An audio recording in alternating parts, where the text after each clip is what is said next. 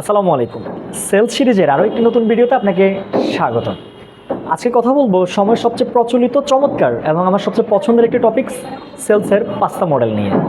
5টা এমন একটা মডেল, এটাকে যদি আপনি আপনার অনলাইন অথবা অফলাইন যে কোনো সেলসে আপনি যদি প্রয়োগ করতে পারেন, আমি গ্যারান্টি দিয়ে বলতে পারি আপনি এখান থেকে রেজাল্টটা নিয়ে আসবেন। তো চলুন কথা বলা যাক সবচেয়ে পছন্দের টপিক 5টা মডেল নিয়ে।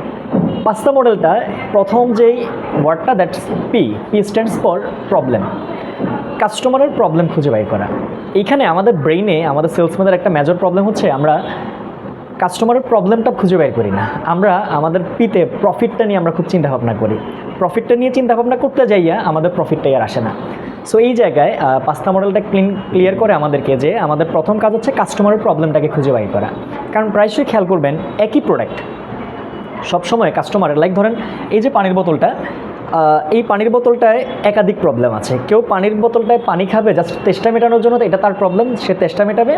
আবার কারোর জন্য এই পানিটা এখানে সুরক্ষিত থাকবে, স্বাস্থ্যকর অবস্থায় সংরক্ষিত থাকবে, এটা হচ্ছে তার প্রবলেম। তার কাছে পানি আছে কিন্তু পানিটা ভালো অবস্থায় রাখতে পারছে না, সংরক্ষণ করতে পারছে না। তার মানে একই প্রোডাক্ট দুটো প্রবলেম কিন্তু সলভ করে। ঠিক সেমভাবে আপনার প্রোডাক্টটা কাস্টমারের কোন প্রবলেমটা সলভ করে, দ্যাটস ম্যাটার। তো প্রথম কাজ হচ্ছে আমাদের কাস্টমারের প্রবলেমটা আমাকে খুঁজে বাইর করা। প্রবলেমটা খুঁজে বাইর করার পরে দ্বিতীয় খুব গুরুত্বপূর্ণ যে পার্টটা, তা হচ্ছে এজিটেট। প্রবলেমটা খুঁজে বের করেছেন, এবার এটাকে যতটা সম্ভব বাড়িয়ে তোলা যায়। লাইক আপনি ধরেন গ্যাস্ট্রিকের একটা প্রোডাক্ট আপনি সেলস করেন, অথবা অ্যালার্জির একটা প্রোডাক্ট আপনি সেলস করেন। এখন গ্যাস্ট্রিকের প্রোডাক্টটা আপনি কাস্টমারের প্রবলেম খুঁজে বের করছেন, ওনার গ্যাস্ট্রিকের প্রবলেম, আপনি একটা এজিটেট করে নেন, একটু বাড়াই নেন যে আপনার কি বুক জ্বলা বা গলা জ্বলা আছে, পেট কি ঠিকঠাক মতো ক্লিয়ার হয়, কোষ্ঠকাঠিন্যের কি প্রবলেম আছে, আলসারের কি কোনো ভাইবস আছে, অথবা অ্যালার্জির যে প্রবলেম, আপনি অ্যালার্জি খুঁজে বের করছেন, ওনাকে জিজ্ঞেস করেন যে অ্যালার্জি হলে কি মাঝে মাঝে প্রচুর চুলকাইতে হয়। হ্যাঁ, উনি তো বলবে অ্যালার্জি তো চুলকায়। হ্যাঁ, চুলকাতে একটা সময় ব্লিডিং হয়, রক্ত বের হয়ে যায়। হ্যাঁ, রক্ত তো বের হয়। এরপরে তাহলে তো আপনার চুলকানো শেষ হওয়ার পরে খুব জ্বলে। হ্যাঁ, এটা তো খুব জ্বলে। যে দেখেন এই টাইমে কিন্তু উনি এই প্রবলেমটাতে নাই, আপনি এই পয়েন্টগুলো বলার কারণে উনি অলরেডি ওই প্রবলেমগুলোকে ব্রেইনে ফিল করা শুরু করে দিয়েছে। লাইক ডাক্তারের কাছে গেলে প্রায়শই খেয়াল করবেন সে ডাক্তার সাহেব আমার এখানে ব্যথা, উনি কী করে, উনি একটু চাপ দিয়ে দেখে যে ব্যথাটা আছে কিনা, জিজ্ঞেস করে ব্যথা আছে, ব্যথা করছে। উনিও কিন্তু জানে যে এখানে চাপ দিলে ব্যথা হবে। তাহলে এটা কেন করে?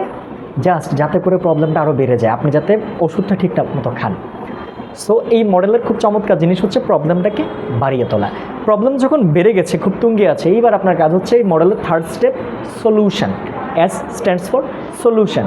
এই প্রবলেমের জন্য আপনার কাছে বেটার কোন সলিউশনটা আছে, কোন সেরা সমাধানটা নিয়ে আপনি বসে আছেন, এবার তার কাছে আপনি সমাধানটা উপস্থাপন করেন। সমাধানটা প্রথমে না, প্রবলেম খুঁজে বের করেন, এটাকে বাড়াই তোলেন। এইবার তার এই যে যখন সে প্রবলেমের তুঙ্গে আছে, এইবার তাকে সলিউশনটা দেন যে এই যে আমার কাছে এই সেরা বিকল্পটা আছে। দেন উনি যখন সলিউশনটা পাইলো, সলিউশনটা দেখার পরে এবার ওনার কাছে একটা ট্রাস্ট ইস্যু কাজ করবে যে আসলে কি এটা কাজ করবে কিনা।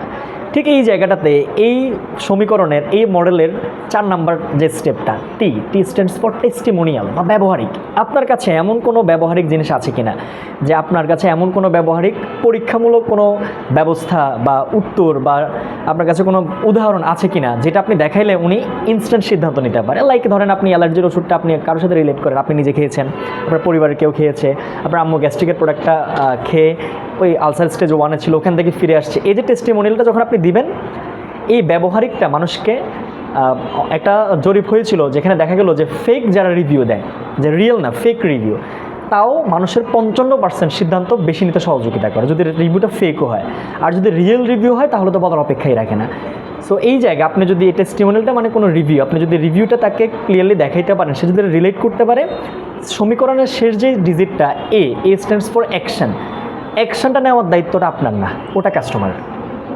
আমরা যে ভুলটা করি, পিটাকে রাখি, মাঝখানে সবগুলোকে বাদ দিয়ে সমীকরণে এটাকে রাখি। কাস্টমারের প্রফিট মানে পি হচ্ছে প্রফিট আমার মাথায় থাকে, আর অ্যাকশন সারাদিন শুধু অ্যাকশন নিয়ে মারামারি, কিনেন না, তাড়াতাড়ি নেন, আমার থেকে তাড়াতাড়ি নেন, কবে নেবেন, ডিসকাউন্ট আছে, ফ্রি আছে, সারাদিন এটা নিয়ে মারামারি করে সেলস হয় না। বাট এই সমীকরণ বলছে প্রবলেম খুঁজে বের করেন, এটাকে এজিটেট বাড়াই তোলেন, আপনার কাছে সেরা সমাধানটা বা সেরা বিকল্প কী আছে আপনি এটা দেন, একটা ব্যবহারিক দেখান, একটা রিভিউ দেখান যাতে সে বিশ্বাস করতে পারে। আর অ্যাকশান, এই জিনিসটার দায়িত্বটা আপনার না, এটা কাস্টমার নেবে।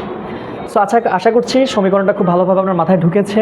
এটাকে নিয়ে একটু বিস্তর আলোচনা করেন, আপনার টিমের সাথে বসেন, বা আপনি যাদের সাথে আপনার গাইডে চলেন বা যাদের সাথে আপনি কাজ করছেন বসেন, এটা নিয়ে আরেকটু বিস্তর ব্রেনস্টর্মিং করেন এবং সমীকরণটাকে খুব সূক্ষ্মভাবে আপনার সেলসে প্রয়োগ করেন। আশা করছি সেলস জগতে আপনার যাত্রাটা অনেক সহজ এবং সুখকর এবং সমৃদ্ধ হতে যাচ্ছে। আপনার জন্য নিরন্তর শুভকামনা। ভালো থাকবেন। আসসালামু আলাইকুম।